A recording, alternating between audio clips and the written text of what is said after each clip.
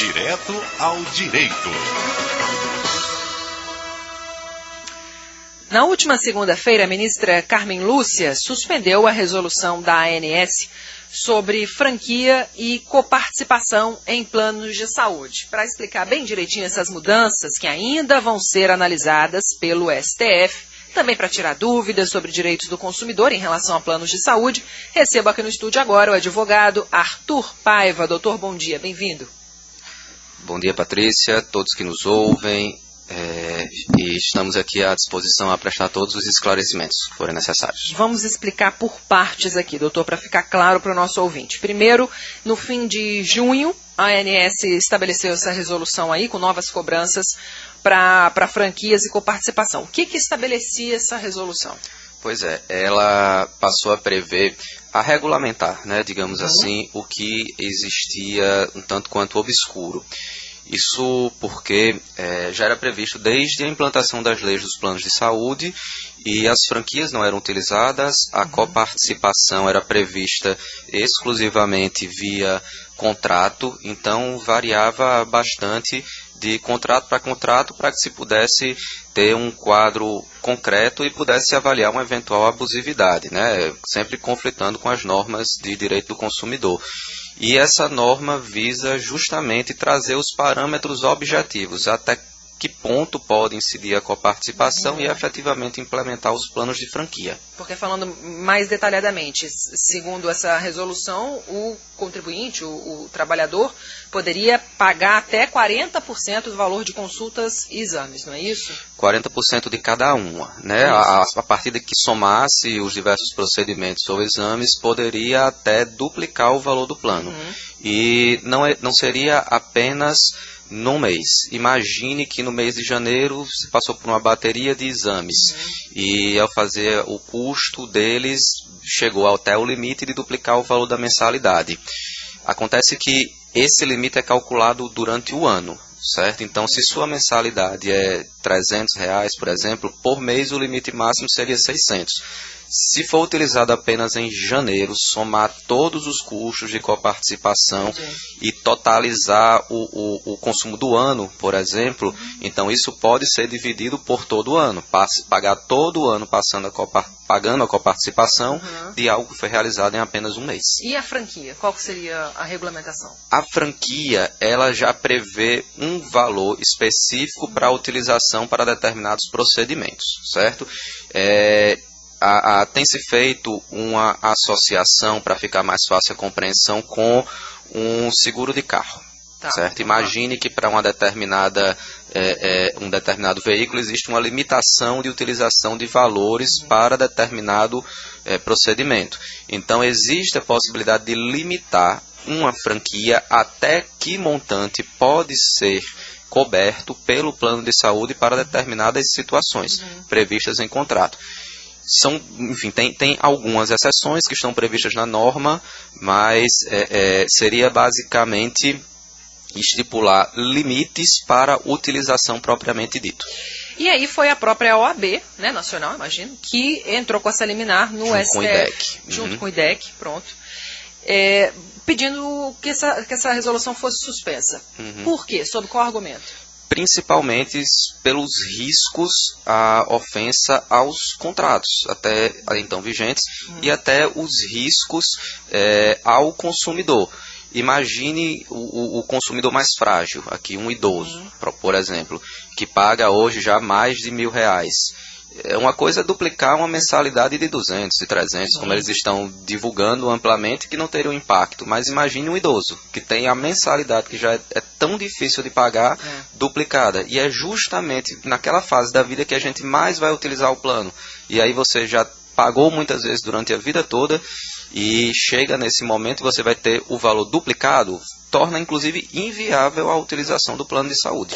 Essa decisão da ministra ainda vai ser analisada pelo STF, isso significa que ela já está valendo, essa derrubada da resolução, como é que é isso na prática? Exatamente, ela proferiu uma decisão em sede de urgência, né? Então, como o Supremo está em recesso, ela na condição de presidente suspendeu os efeitos, remeteu o processo para o relator, e vai ser analisada tanto a manutenção da decisão que suspendeu os efeitos da resolução contra o mérito da questão em si. Isso aí não tem data ainda, justamente por causa de recesso, mas, enfim, deve acontecer breve, já no retorno, quem sabe, até dos ministros. Já pode ser que exista alguma pauta para analisar a questão. Essa decisão já tem efeito imediato, portanto, a qualquer momento, as pessoas que forem utilizar o plano de saúde já não têm que se enquadrar no que determinava a resolução. Elas já não teriam agora, porque existe o prazo ainda de vigência, certo? Ela não tem a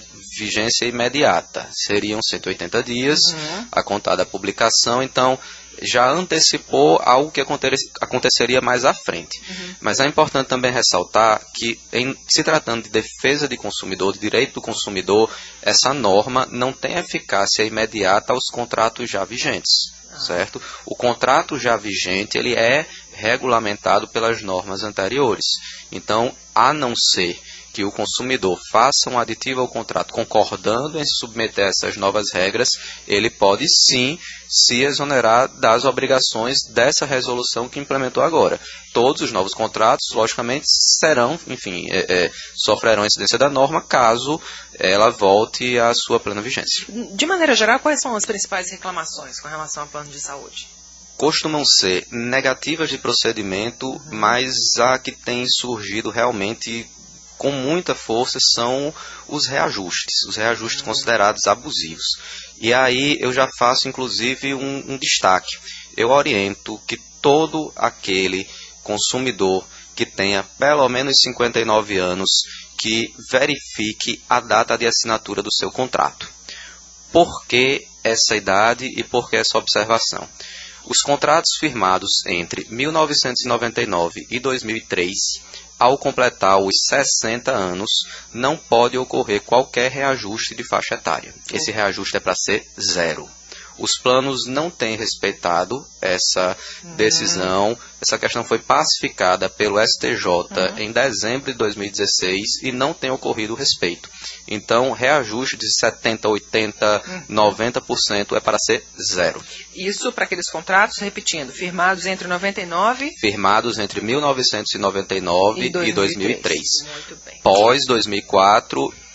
existe uma abusividade, mas tem que fazer, na grande maioria dos casos, mas tem que fazer um cálculo, certo? É necessário ver o contrato para fazer o cálculo.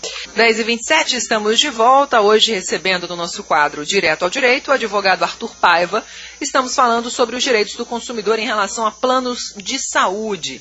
A gente falou aqui sobre uma novidade determinada pelo STF, que suspendeu a resolução da ANS, que falava sobre uma cobrança nova de franquias e coparticipação. Doutor Arthur, um idoso, alguém com uma doença já existente, ele pode ter a adesão vetada por um plano de saúde? Adesão vetada de modo algum. Ele pode, se tiver alguma doença pré-existente, ter uma restrição de utilização que tiver prevista na carência do contrato, mas a adesão ao contrato de forma alguma. O senhor falava agora há pouco que a negativa de cobertura é uma das principais reclamações, um caso como esse que o senhor está falando. O que tem que fazer? Qual é o órgão que deve ser procurado?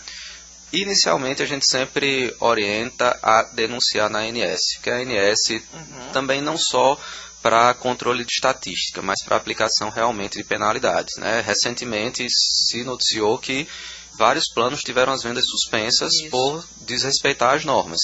E aí também é interessante sempre, caso, enfim, não se resolva consensualmente ou até mediante a reclamação na ANS, e se for caso também de urgência, que não puder esperar, fazer a ação judicial, buscar um advogado de confiança para reclamar na justiça.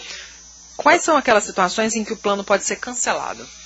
Basicamente, se ocorrer inadimplência, certo? Agora, essa inadimplência também não pode ser imediata. Tem muito plano aí cancelando com 10 dias, 5 dias, suspendendo o atendimento, e não é assim que funciona. O plano de saúde só pode ser cancelado com inadimplência de pelo menos 60 dias. E não basta a inadimplência. O consumidor, apesar de inadimplente, ainda tem de ser notificado. Se não ocorrer os 60 dias e não ocorrer a notificação, o cancelamento não pode ocorrer. O senhor falava que a outra reclamação é com relação a reajuste. Como é que funcionam esses reajustes?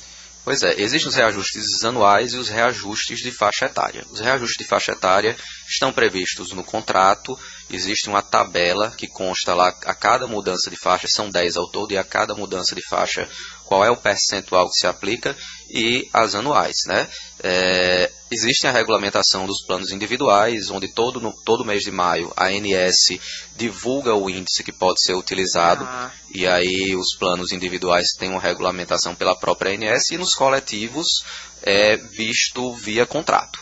Então, para se avaliar uma abusividade, nós temos orientado que se faça uma comparação entre o reajuste do contrato coletivo com a tabela divulgada anualmente pela ANS. Se ocorrer uma discrepância muito grande, aí sim é que seria o caminho de se tanto fazer a reclamação na ANS quanto ingressar com a ação pedindo a declaração de abusividade quanto a que retroaja o valor e que ocorra o reembolso. Para idoso, a regulamentação já foi pacificada pelo STJ, então é mais simples de resolver. A gente só utiliza o que foi determinado no repetitivo, basicamente o que disse há pouco, que nos contratos de 99 a 2003 firmados nessa época não pode ter o reajuste a zero, e nos firmados pós-2004 existe um cálculo matemático. Fazendo esse cálculo matemático já se traduz aí a abusividade que foi aplicada. O plano tem que cobrir transplante? Sim, é procedimento obrigatório, sim. Necessariamente? Necessariamente. Quais são aqueles procedimentos que normalmente podem estar fora da cobertura?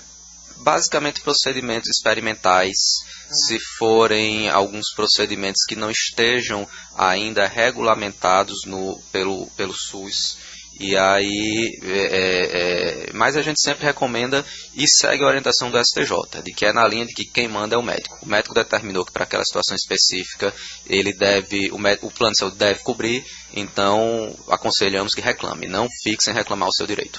CBN João Pessoa de hoje, recebendo aqui em estúdio o advogado Arthur Paiva. Doutor, muito obrigada. Até a próxima. Nada, estamos à disposição. Paiva, doutor, muito obrigada. Até a próxima. Nada, estamos à disposição. Paiva, doutor.